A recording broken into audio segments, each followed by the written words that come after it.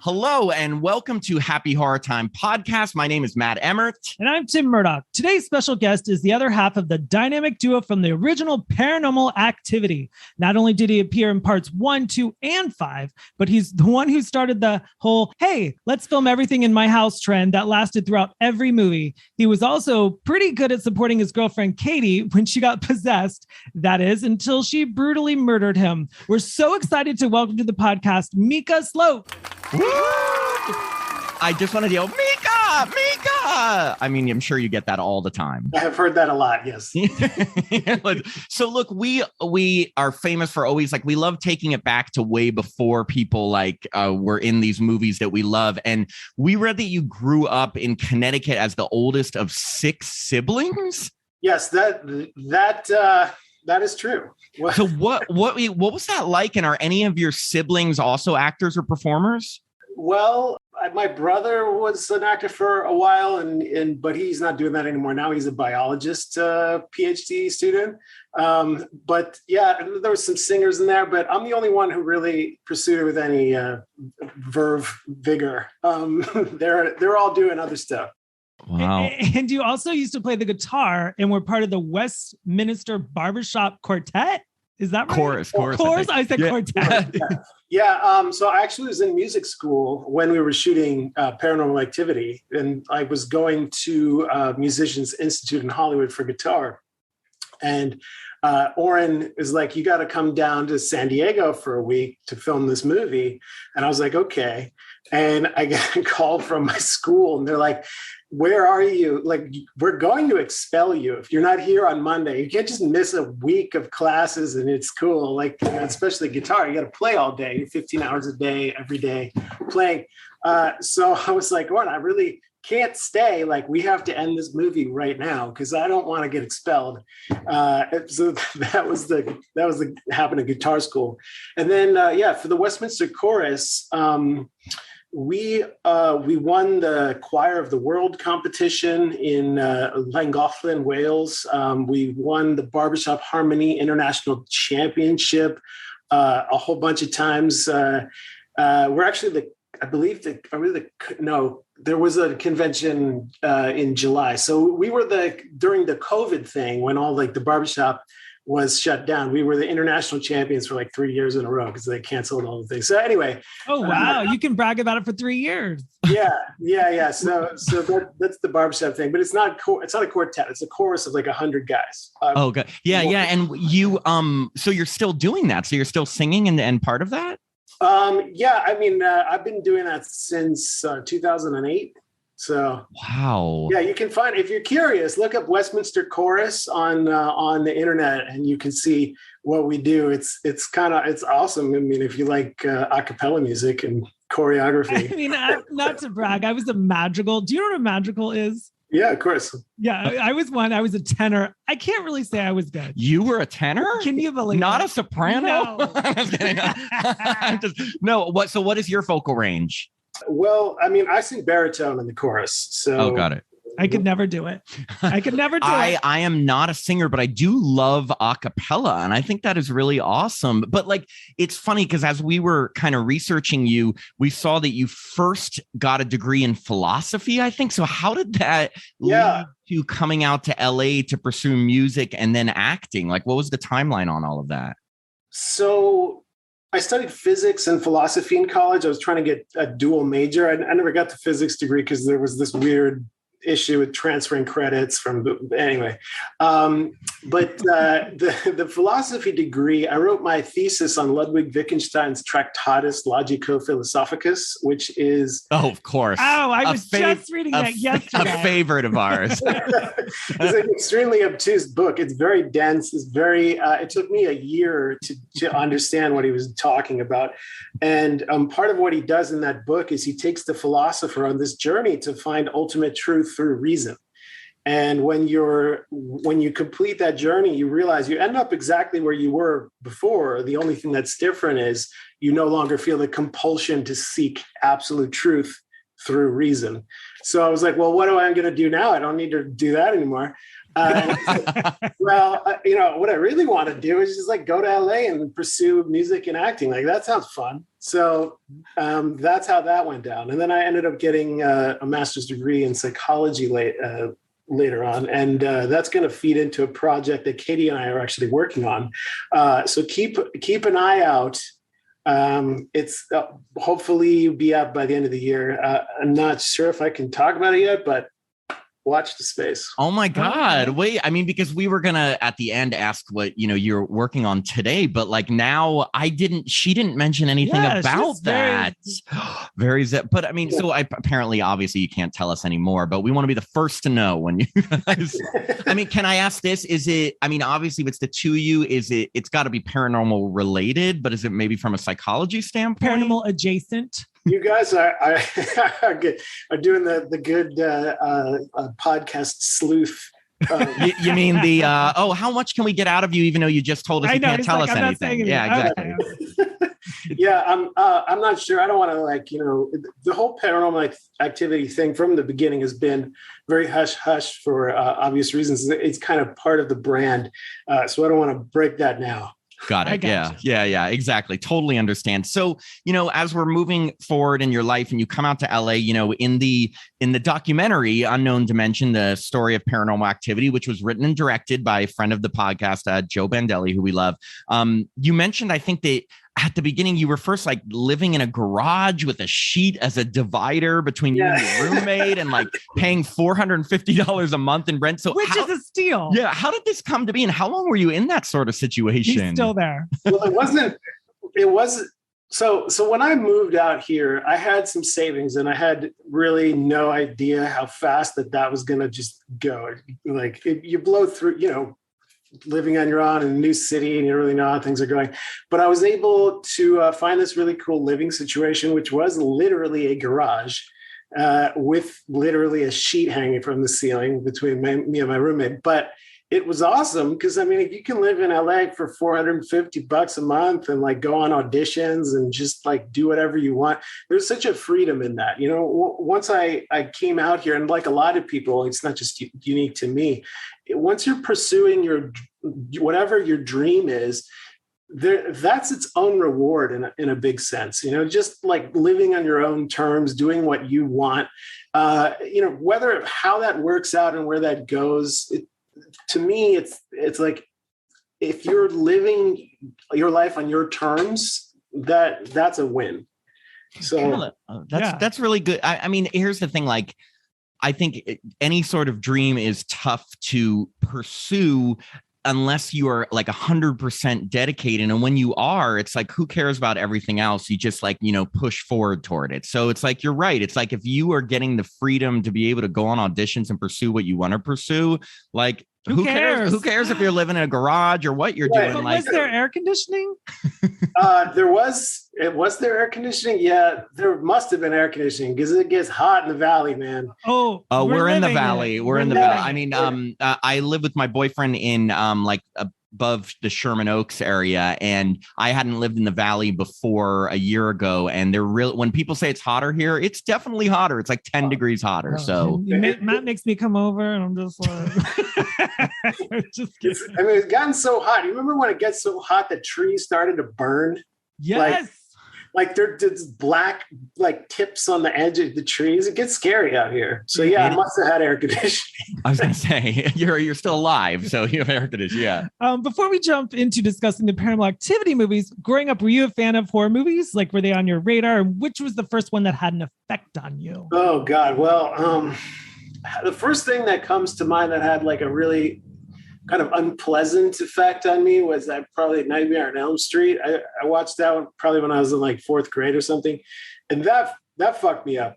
But what really fucked me up and kind of turned me off to horror movies for a long time, to be honest, was watching The Exorcist when I was a kid, like, early teens. I don't remember exactly how old I was. It might have been like 12. I don't know. Well, whatever it was, I didn't sleep for 2 weeks. Oh, wow. And I had like horrible nightmares and like a haunting experience from this. And I think It's because whenever you have a good horror movie, doesn't matter what it is, it's tapping into the truth of the shadow realm. And this is like, you know, where all like the hell realms and the realms of the like the dark unconscious, and it starts to put you in touch with the truth of like the dark side of reality, and it's real. Connect like demons, for example. It's not like demons like fun. Like, I mean, yeah, you can do that, and that's great. But there's also the reality of the demons that walk among us and the things you really have to deal with in this world that are not just entertainment.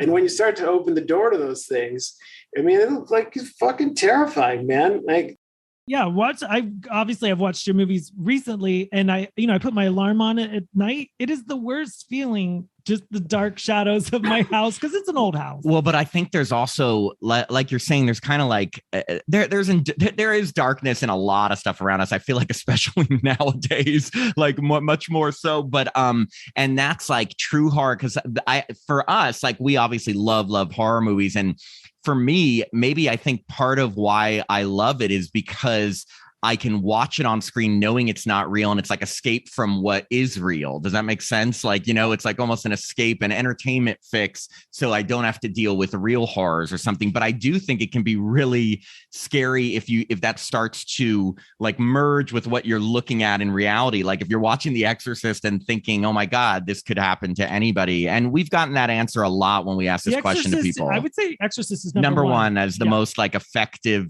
first horror movie that had an effect, first holiday that had an effect on people. And you know, when you before we get to the audition for Paranormal Activity, before you auditioned, had you done any professional acting in LA at that point, or was that your first kind of professional job?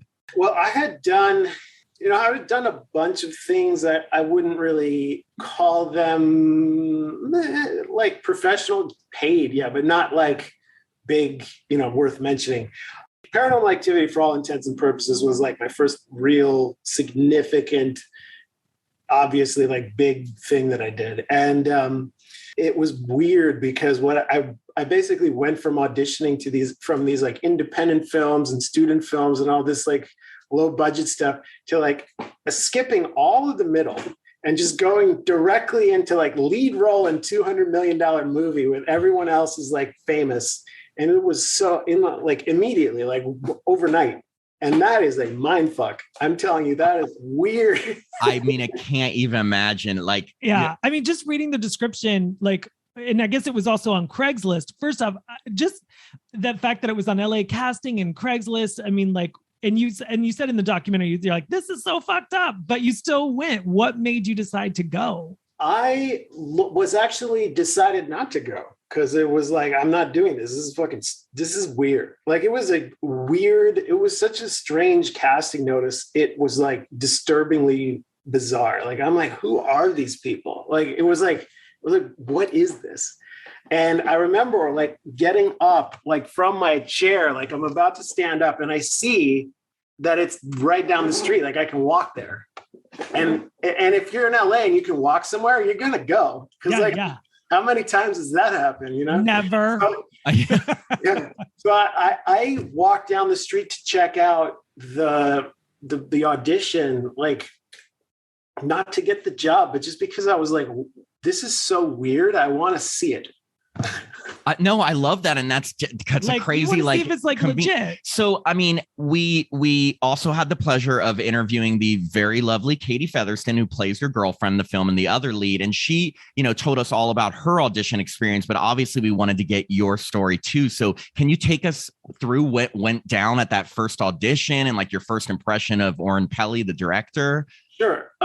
Yeah. So I had been doing a bunch of improv comedy and like dramatic improv, maybe at that time, but definitely improv comedy. And I remember going into the room. I don't even remember him asking my name. I don't know how he knew who I was.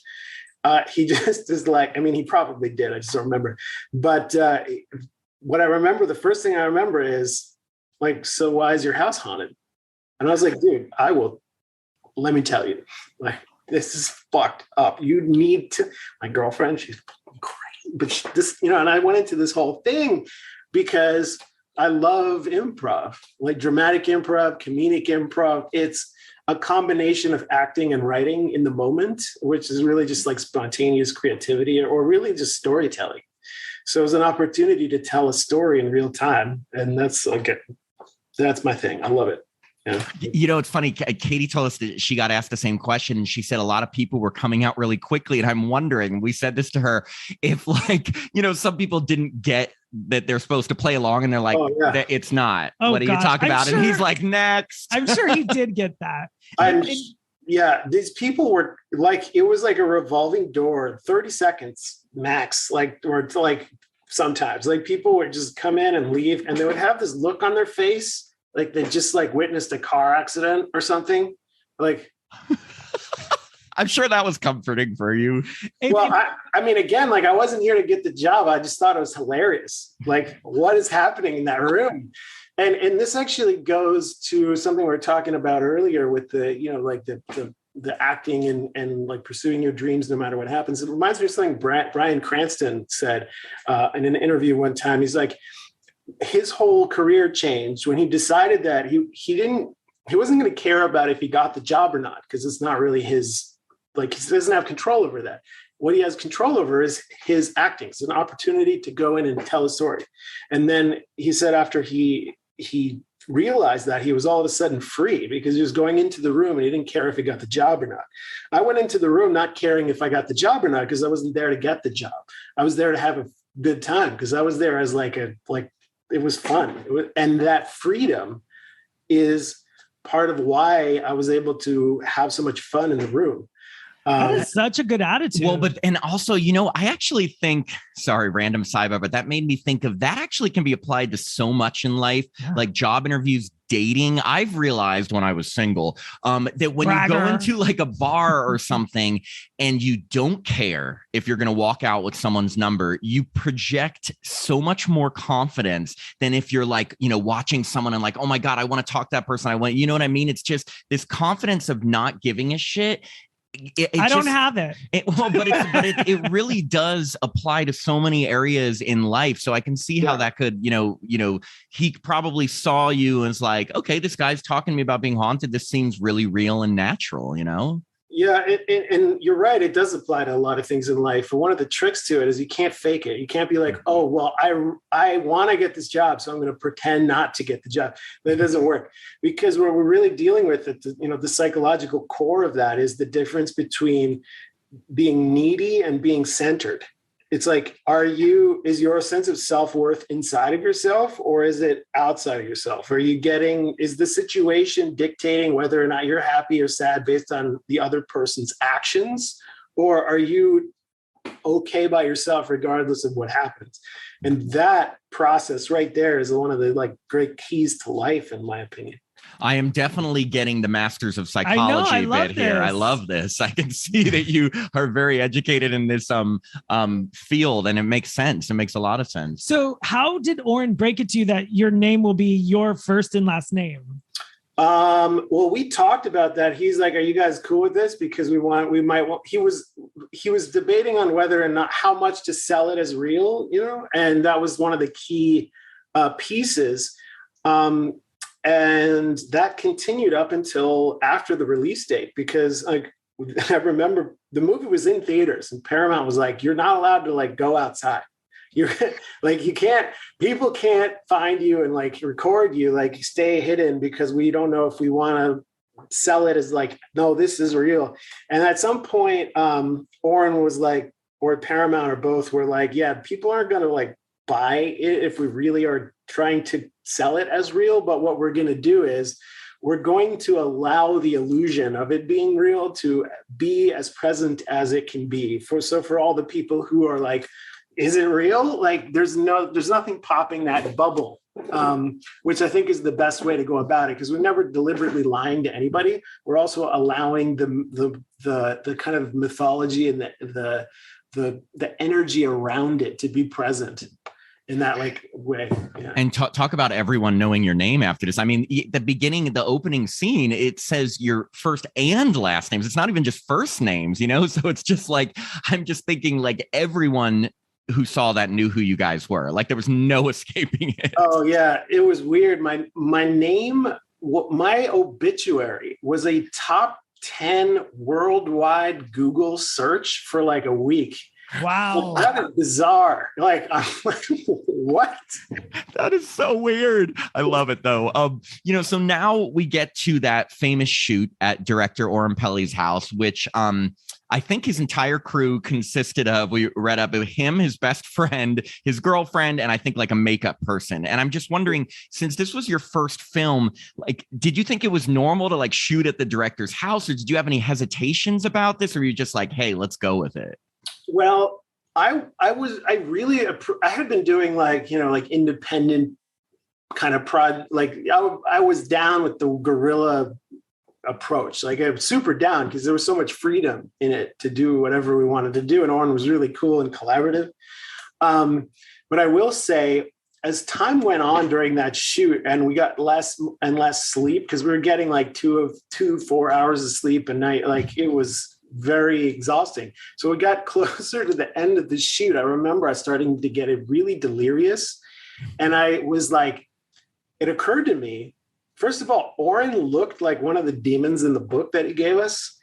And I was like, Oren is the demon. And I was like, the best way to the absolute best way, hands down, to market this film would be if we really died and then he could actually sell it as real footage. My God. And I was like, that's genius. And I was like, if I have to sacrifice myself for my art, I will. I was just like, all right, like if he's the demon, he's really going to kill us. That's just what's happening. At least the movie would be good. Did you ever talk to Katie about this theory? Did you ever talk? Yeah, no, I told them about it much later, like many years later. I love that. Well, and then also, did you know that, so obviously not only are one of the two main actors in the film, you also had to pretty much act as the cameraman for a lot of it. Did you know when you got the role, like, did Oren tell you that you'd also be basically functioning as the cameraman? And did you enjoy that part of it? Yeah, I had done a lot of work on one of my college television stations. So I had been familiar with, how to work a camera and framing and how to make, good shots and stuff, which ended up becoming very useful. Oren actually told me during the shoot, he's like, you're not allowed to use the viewfinder anymore. And I want you to shake the camera on purpose. Cause he thought I was getting all these nice, like zoom in, slow pans and stuff. And he's like, nobody's going to believe that this is handheld. And then later on, after he's editing it, he's like, thank God you just have all these nice shots because people can watch the movie and not get sick, which is a lot. Yeah. That was a big thing with the Blair Witch. Everyone was like, oh, I'm sick. I did remember that. Yeah.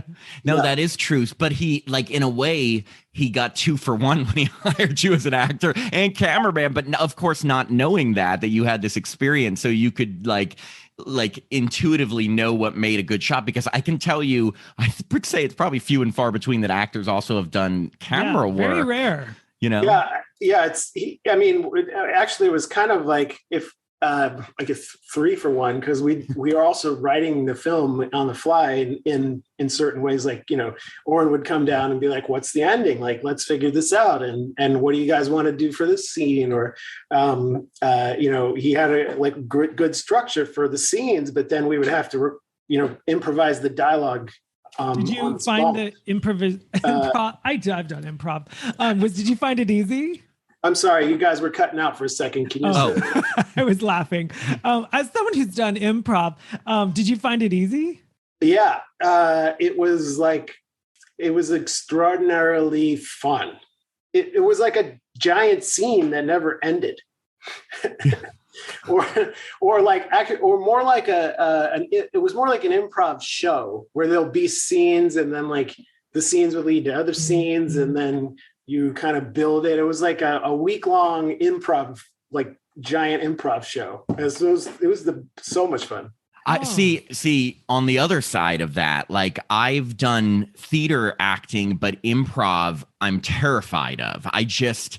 I like, give me a script, I will learn it and I will portray that character. But like trying to think up the right way to say something or to make it natural is always terrifying me. So it's so funny because I can see some people can find it easy and actually prefer that, and some people like me find it terrifying. I can't memorize the line to save my life. So Tim goes, Tim goes through it improv. But I mean, I guess that is true because you're totally right. Improv, you're basically writing it too because you're coming up with the content and putting it out there, you know? Yeah, it's actually kind of an interesting psychological thing happening there with like the difference between improvisation and doing scripted, and how different kinds of people gravitate to one or the other based on their personality type. I think, like, it's like as you speak, like I have stress coming up with the right thing to say. Is interesting because it would never occur to me to think about what the right thing to say is. I just say what is natural to say in the moment, like as you would having a conversation. Like right now, I'm not pre-planning what I'm thinking. I'm just responding to you. It's the same way in a scene. I'm not pre-planning what I'm going to say. It just comes out.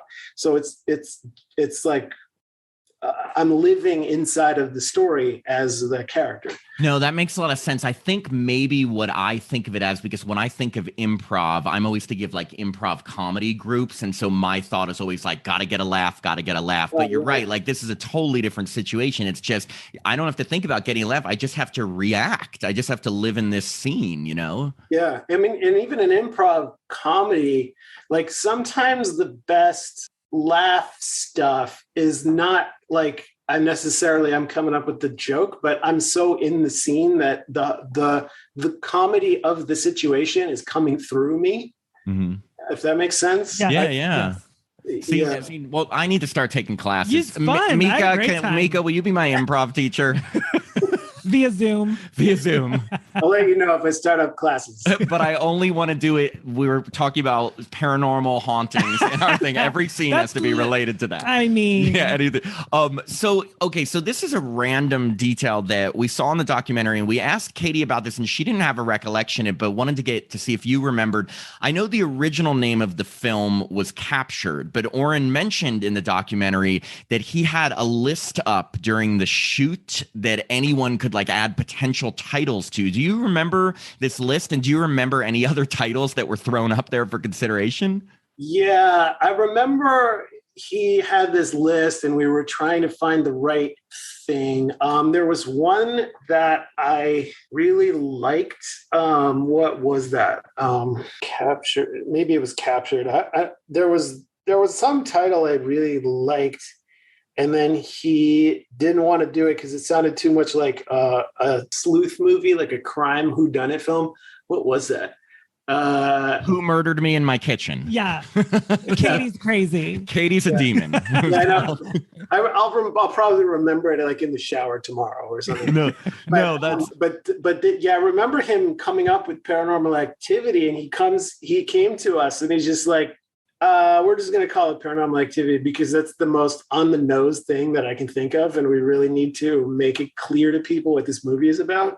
And we were like, all right. Such a good title. Well, it's funny because it is in a way like because it's ingrained in our heads, but I'm trying to like take myself out there and thinking if there were no movies and someone just said this is the title, like would my first reaction be like, well, that's like calling a scary movie, you know? But at the same time, it's so I couldn't imagine it called anything else. You know what I mean? Yeah. Bump in the night. Actually, it might have been Captured, and then he thought that people would think it was about like a kidnapping. Yeah, that to me sounds like a Rambo film. I don't know why. Sure. Yeah, because he was playing on the double entendre of like, like these people are kind of captured by a demon and they're captured on camera. It was like clever, but also misleading. Yeah, that's true. And were you truly scared of Katie?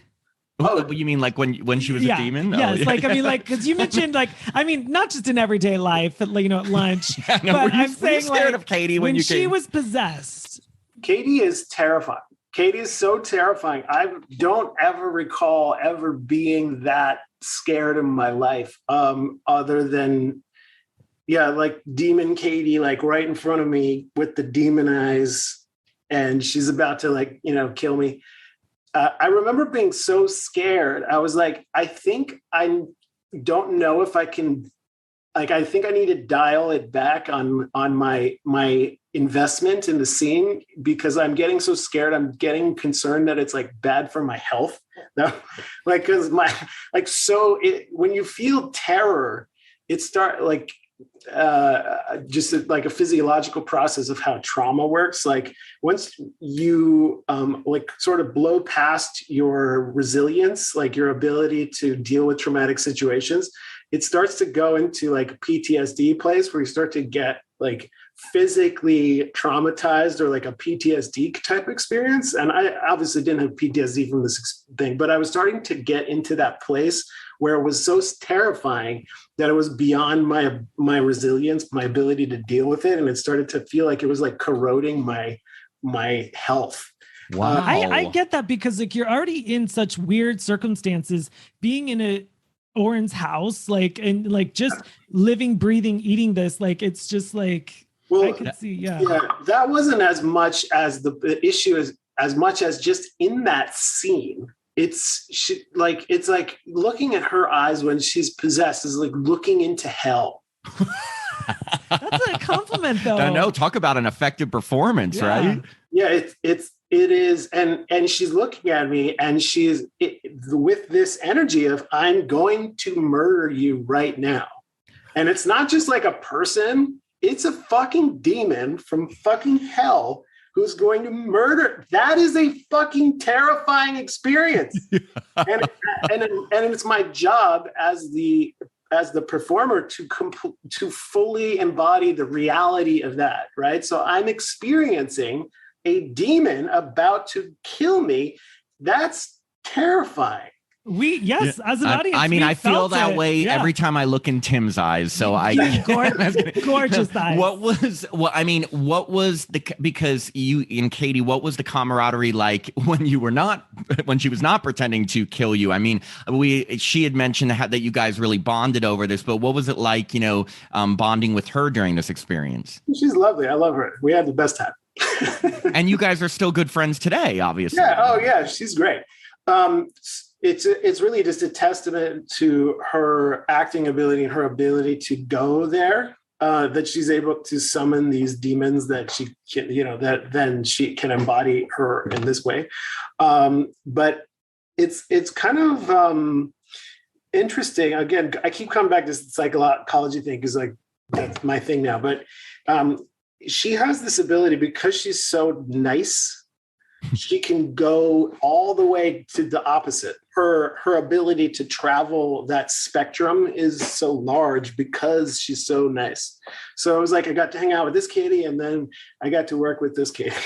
Katie. That is scary, Katie.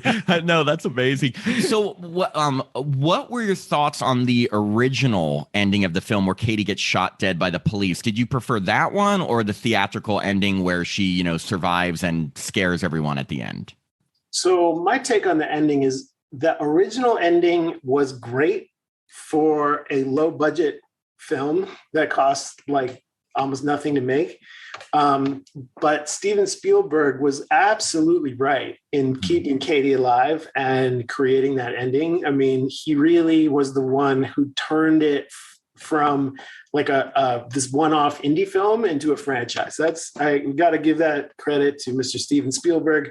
I mean, what a guy. Never heard of him. I wish I knew some of his work. I don't know. Yeah, I know. I wish. Can you tell us a few of his hits? I think that's like every person that makes a film's dream. That Steven Spielberg says their character should live. No, and again, I'm sorry that I keep mentioning Katie's interview, but because, we just spoke to her and we're speaking with you and it's such a shared experience. I mean, she was telling us about like that created that created the franchise because she was that common thread that kept it going. And talk about Demon Katie. I mean, in the sequels, she's basically only Demon Katie and terrifying as hell. But yeah, I think that is such an awesome story that he was the one who came up with the idea like, hey, let's keep her alive, Yeah. And even more than that, I mean, I grew up watching his films. So, and I never really got a chance to tell him this, but it's like, he inspired me in part to come out to Hollywood in the first place. So the fact that I am, coming out here and then he's helping me or us with the film is like this glorious circle. The image that comes to mind for me is like, if there's like a dream orchard and like, it's almost like he planted a seed and harvested the fruit. Mm-hmm. In my case, and to some extent. So I have this great respect and admiration for him and everything that he did for us.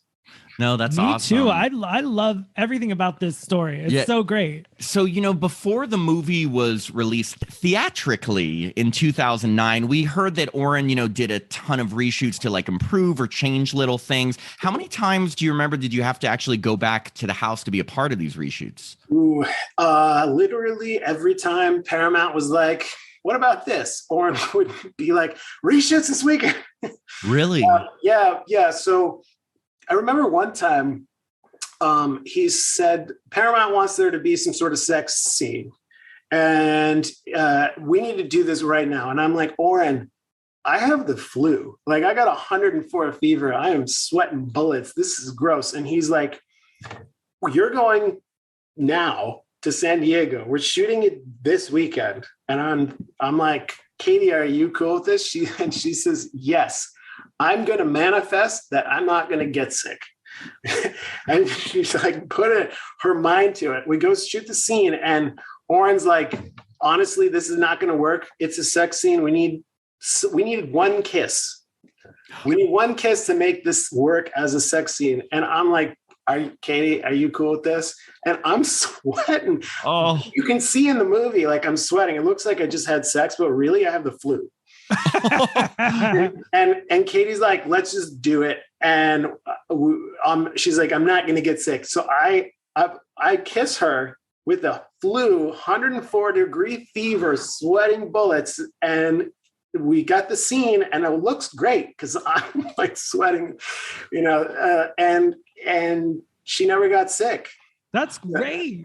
Yeah, power of the mind. Wait, was this scene in the movie? Because I don't remember. Like, you guys talk about it, but it's not. It doesn't. I remember a kiss. Well, I remember kisses, but like, there's no like sex scene. No. Yeah. So Oren didn't want to have like a real full on sex thing. He wanted to hint to it. Got it.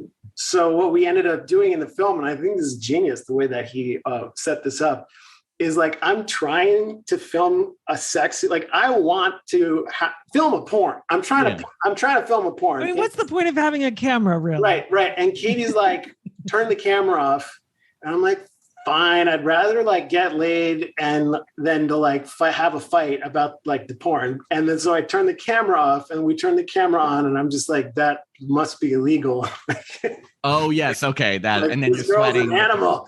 And that is kind of, so that's how we navigated it, which makes sense. I mean, how many times have you tried to film a porn and your partner's like, turn the camera off? I mean every day, like nightly. No. I totally get it. Actually, it is more realistic that like the person, like, especially in the man and the woman, the man is trying to get her to film and she's like, no. And then, right. And definitely. And also what you don't see, you can imagine whatever you want. Right. Yeah. And also it kind of like the big question, if you have a camera on in your bedroom all the time, especially, is like, why are these people always clothed? Why are they not having, it kind of answers all of those questions and helps ground the movie in more of reality. Yeah, exactly. And so once Paranormal Activity is all done and wrapped and it's like in film festivals and everything, what was your first thoughts on seeing the movie on a big screen? And where did you see it for the first time, if you remember? So the first time I saw it was in Grauman's Chinese Theater at Screamfest. And we had seen cuts of the movie. Oren would periodically be like, here's a cut of the movie. Like the first cut was like 3 hours long or something.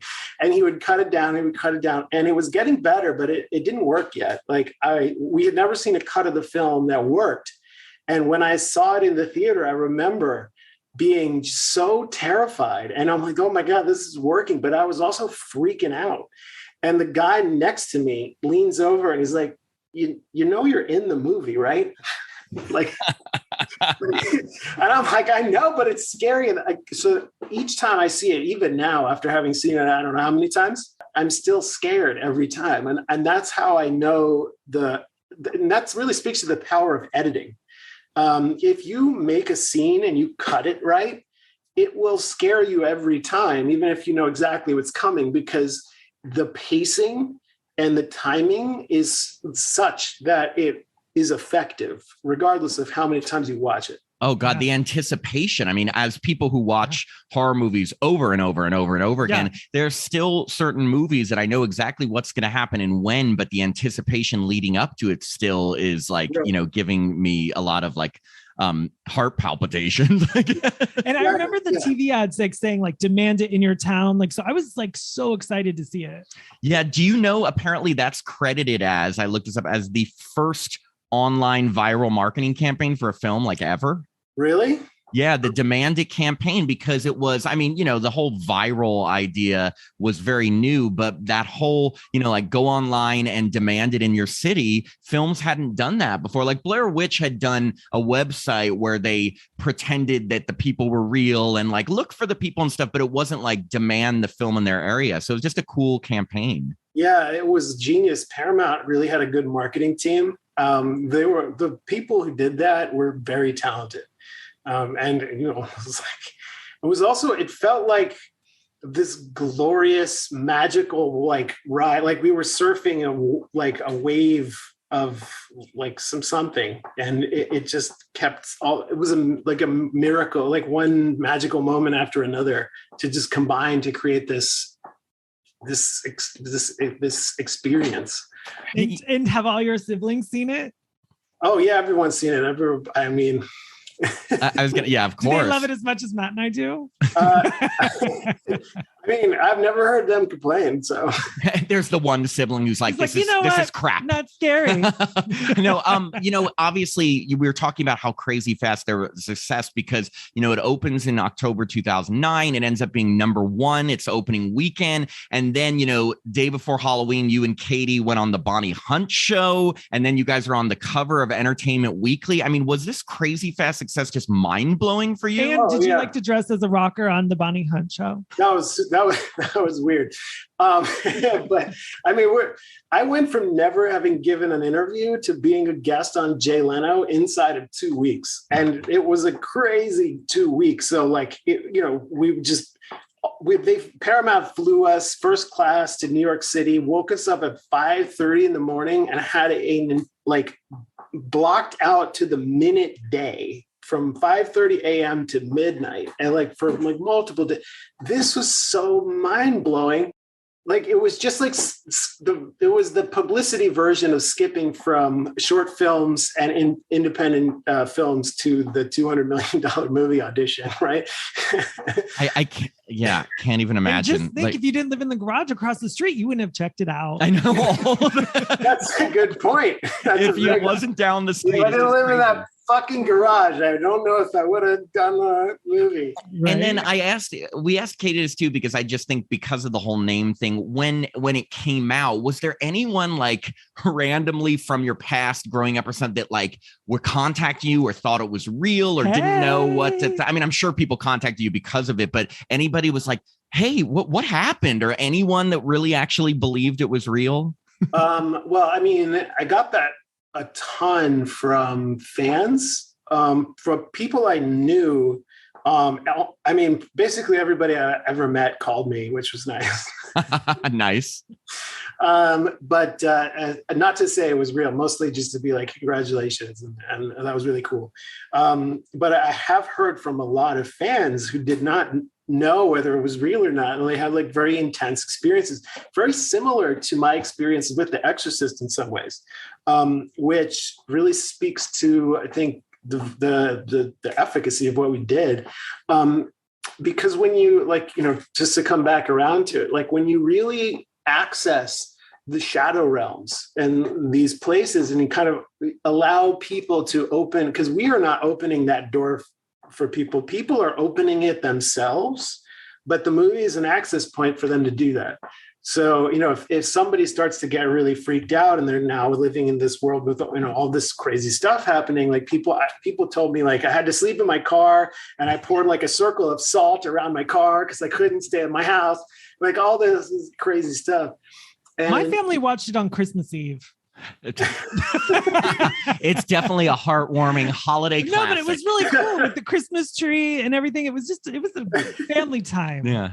Good times. Yeah. Well, we get a lot of that too, which is nice. How soon after the first Paranormal Activity was released did you find out they were making a sequel and wanted you in it? And were you like, wait a sec, I'm dead? Well, so Paramount, I think, didn't initially know if they were going to make a sequel. I think that came after the success of the film. It kind of built up once it made all the 100 million plus. They were like, okay, well, we got to make a sequel now. And I really got to give it up to Akiva Goldsman, the genius writer behind like A Beautiful Mind and Star Trek Picard, all these stuff that he really has some great ideas. And one of his great ideas was to create this sequel that was also a prequel, and to do it, kind of sandwich it in the middle, which allowed me to come back. But I also think allowed the continuity of the first film to come and meet the second one, which is something that Blair Witch didn't do. And that was like kind of their major problem with that franchise, or not franchise. Yeah. The second one was like a film. Right. Oh God. Yeah. I mean, I watched it. Yeah. Yeah. So bringing that continuity from the first film into the second one and allowing it to be a real story that continues, I got to give it up to Akiva in a big way for that. And it's such a the fact that I'm saying this, I'm like Akiva Goldsman, Steven Spielberg, like all these are some of my favorite people in Hollywood that were able to connect to this thing and work with me. And what? Like, that's mind blowing. No, that's awesome. And to be honest, like it's a really well thought out sequel / prequel, because like you're saying, nothing feels tacked on. Like, it really feels like it connects. And I think that's the problem with a lot of sequels in horror movies, where they tack on like, oh yeah, the person had an extra cousin who you never knew about. We're not going to get the original girl. We're going to get some other girl or something like that. But this, like, Katie had mentioned she had a sister, and they both had, been haunted in the past. There was the picture, like it just really connected perfectly. Nicely. So it was just it just made sense, like you were saying. Yeah. So what was like the day-to-day on that part 2 compared to like the 5 people in Orange House? Yeah, it's because entire studio working compared to 4 people. I think it was. That was so strange. I remember I come onto the set for the day one to work, and it was similar. It's still a Paranormal Activity movie. We're still doing our thing. And one of the ways that this works is we will come up with, we know what the scene is. I know what the basic ideas are that I need to get out in the scene. And the way that we do it is we shoot it. And then we're like, okay, we have this structure that we know this works, and we'll just keep doing it. And each time it'll get tighter and tighter, because we want to get the information out in as tight a format as possible, in a most entertaining way possible. And this is cooking, and we're doing the scene, and we're getting closer and getting closer. And I'm like, all right. And then someone says, lunch. And then everyone scatters like roaches, like all the people. I'm like, where's everybody? Like, this is a Paranormal Activity movie. We're shooting 14 hours, no breaks. Like, there's no food. Like, there's no rest. There's like, I think Oren had some food in the kitchen. I don't remember. You're like, I did a scene when I had the flu. You guys will skip lunch. Yeah, right. Like in the original shoot, if we're eating food, we're doing a scene where we're eating food. Like, that's lunch. Yeah. Film it. So it was a total so polar opposite experience in terms of that. Yeah, very strange. And it made it a little bit difficult to get back into the groove, because part of what was so effective on the first shoot was we were physically exhausted from filming 14, 16, 18 hours every day. And that exhaustion fed into the scene. So, when we're tired in the scene and Katie's like a zombie, she really hasn't slept in 5 days. So it helps the realism. No, that makes sense.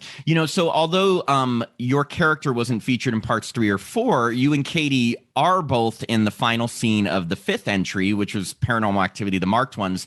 Now, we thought the scene was really cool because it kind of brings everything full circle, and shows what ended up happening And to the house Micah. looked the exact same. Yeah, and it is I think she tells it in the final scene. So what was it like kind of years later reuniting with Katie, revisiting that ending scene, returning to that house? Like what was that like for you? Well, it was kind of cathartic because one of the should I tell you this? Yeah. All right. One of the secrets to creating a Paranormal Activity movie, or really any horror film, is the question of whether or not there's completion at the end. Okay. So if there's an open-endedness, like Katie is out and loose at the end of Paranormal Activity, that is going to be more scary to take home with you than if she dies at the end, because when she dies at the end, there's a sort of closure. Yeah. There's a closure, and when she doesn't, there's an open-endedness, and the open-endedness is unsettling, and that's part of what makes it work. So for me as the actor to go back and to record that kind of gave me a personal level of closure in in some way. Because while we did do I do scream in the earlier ones, like Katie wasn't actually stabbing me. And this one, she's stabbing me, and that knife is made of metal, and like the little point contracts every time, but it's a metal knife. So it does, she's stabbing me hard for 30 takes, and this bruise just keeps on growing, and it's just this huge bruise in my stomach because she's just massacring. So that was, helped the realism. I've seen those knives, and they can do some damage. Yeah, it was well, there were a lot of really dangerous and uncomfortable things that I had to do in shooting the franchise. I mean, like being hung from the ceiling for hours and hours. There was no stunt crew guy who was like, "Are you okay?" And I didn't really think about it, but when you're held in a harness for hours, it starts to constrict your breathing like a boa constrictor would, so I'm passing out on this harness, and someone's like, "Hey, maybe we should take that guy down. He doesn't seem like he's doing so great," or lying on the floor for hours and hours, just on the wood. If you ever lie on a wood floor for hours in the same position, the level of pain that causes is kind of extreme. Oh my God. We're not built for that. Yeah, I don't think any human body is built for that. I mean, I'm not 40, but oh no, you're right. You're 45. So have you seen any of the other sequels that your character wasn't in? And if so, do you have any favorites among the others? I'd say the third one is my favorite that I'm not in. I think that was very well done. I think we continued the thread from the first film through the second film and the third film very well, in that each film sort of expanded the mythology and built on the previous one in a very strong way, and it kind of created this nice progression that I'm not sure was taken into the fourth film as well. I think that's why the fourth film didn't do quite as well, because it didn't really expand on the mythology that had been already created in the same way that the earlier films did. Yeah. I think the fourth one was a good movie in the terms of it was scary, it worked, it was the acting was good, and the one thing that it didn't really do was expand the world. Yeah. Of the franchise. And I think that's what was missing there. But the third one did, and that was really great. Yeah, I think we agree, because the third one is really great taking it back. The fourth one, it was a little weird because it's a different family, and Katie lives across the street and has a different kid. And then we get even more obscure. It kind of does what you're saying before, where all of a sudden there's a new family and a cousin. And it's it's that disconnects you from the through line that was already happening. And it would have worked, I think, if they had just managed to connect the two better. I wanted to ask, and I don't, because this, for anyone that looks you up on IMDb, on your credits, there's something that says Paranormal Activity Beyond Ritual from 2021 that's listed on your page, but we had never heard of that entry. Is that real, or is that one of those things that sometimes someone just adds and puts you in? Do you know what that is? I'm going to look that up right now. Yeah, I had a feeling because I looked that up too, and I was like, we've interviewed people before where we're like, hey, we saw this. Are you working on this? And they're like, no, that's not real, or no, that's a trailer. But you're listed as in Paranormal Activity Beyond Ritual from 2021. And I was like, did we miss that? Matt and I haven't even discussed that yet. But yeah, we both were like, what is that? Yeah. Do you see it on IMDb? What the fuck is this? Oh my God, there's your answer, everyone. Okay, no, he had nothing to do with it. This is some weird bullshit I've never seen. Because then I took the next step and Googled it. Yeah, I Googled it too and could find no information. So maybe I found the video. It's like little kids. It's little kids. Oh yeah. Anyway, IMDb. This looks like, when Paranormal Activity came out, there was like, I don't know. There was like some sort of some how like Transformers will come out and they'll put Transmorphers like right next to it. Yeah. Like there was Paranormal Activity and there was like Paranormal Activities or some, I don't know, whatever. And it was this shot for shot rip. And I was like, Oren, why don't you like sue these guys? Like, this is terrible. And he's like, the cost of like the lawyer is not worth what they're made. So it looks like it's the same. Like I think we should start one called Blairanormal. And put it out. Do you go to conventions, like horror conventions, and what's the number one question people ask you? The number one question, I do go to the horror conventions quite a bit. I don't know if there's a number one. The question I like the most is possession or exorcism real? That's the question I like the most. And we're going to actually get into that question in extreme detail in the mysterious project that I love that. Well, but it's not beyond ritual. It is not Paranormal Activity Beyond Ritual, everyone. No. Because we were going to ask, just what are you up to today? And I apparently that is the answer without being able to tell us anymore. But the other thing we were going to ask is, would you ever consider making another horror movie? I would consider making any project that was good. There have been a lot of films that I was offered that it turned down because I didn't really want to make something that I didn't feel good about. I would rather not do something than be that guy who's like, in a film and I hate. I had that opportunity. I could have just done a string of movies that I wasn't super into, and I didn't go that direction. And I'm okay with that choice because what matters, I think there's something about in life, just integrity around whatever it is that you're doing. Like whatever it is that you're doing, are you doing it because you love it and you believe in it, or are you doing it for a paycheck? Right. Quality over quantity. Yeah. Yeah, so I'm firmly in the quality camp, and I would love to do any project that is quality. No, that's awesome. Well, we have one final question for you, Micah. We ask this to everyone we interview, and you've actually given us a few tidbits that I think would constitute an answer to this, but I'm still going to ask. What is one thing that you can tell us about your experience working on the original Paranormal Activity that you've never told any other interviewer, publication, convention, Q&A podcaster? Just one thing that you've never told in an interview or on a panel or something about working on the movie. I don't know if I have anything that I've never told anybody. I will say there's something I rarely tell people that is a kind of fun Easter egg that I have said before, but I have not said this a lot. So okay. A lot of people I would say that there is a scene where so the scene where I'm doing the Ouija board. Oren said, you guys have a break while we are filming this Ouija board scene. You can just go out and have a night to yourselves and relax. So we went out to dinner and I was like, I'm going to take advantage of the fact that I am having a night to relax. And I took a whole bunch of tequila shots. Oh, God. And then and Katie's like, all right, I'll drive. And then as I'm like doing my whatever number of tequila shots, Oren texts us and he's like, okay, you guys can come back now and film the return scene.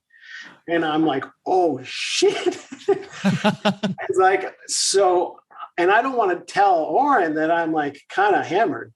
So I just go back and I do the scene. And I'm trying not to obviously be intoxicated, but you can kind of tell. And it works because, we're coming back from a night out. And I'm like, oh shit, I'm looking at the board. And I am really looking at the board going, holy and I'm like, what? She's mad. Like, so I'm actually drunk in that scene. I love that. And but talk about realism, because you're right. I was gonna say you guys are coming back from a night out, so you could have had drinks. If anything, if Oren's like, why are you drunk? You could have been like, look, I just am really taking this role seriously. You said night out. You said night out. Yeah. This is night out. Well, to be fair, he told us we had a night off. Like he did not tell us we were coming back to film that scene. So, yeah, as far as professionalism goes, I didn't really do anything wrong. But that is to finish awesome. our interviews, we always do shots. So raise your glass. Yeah, I know. Okay, so get the tequila out, Micah. No, we just want to say thank you, seriously, from the bottom of our horror-loving hearts. But seriously, when you were talking about how like Steven Spielberg and all these people that mean something to you, like we as horror lovers and people who absolutely love this franchise, getting the chance to speak with you and Katie, like that is our golden moment. So I just want to thank you, because really this means so much to us. Like we really love these films. We love the performance that both you and Katie gave for it, and it means a ton to us. So thank you. Yeah, well, thank you guys for having me on. It was a lot of fun. I appreciate it. Yeah, of course. Cool. Awesome, guys. Have a good one. Okay, Thank take you so care. much. Okay, bye.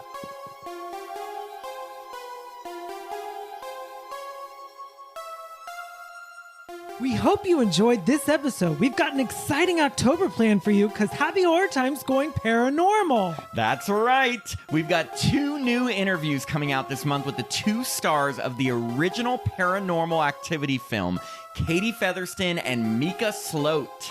And keeping up with this theme, our bonus episode for October is a look back at the first 2 Paranormal Activity movies. So make sure to sign up to be a patron at www.patreon.com/happyhorrortime so you can access that episode along with all our other bonus perks.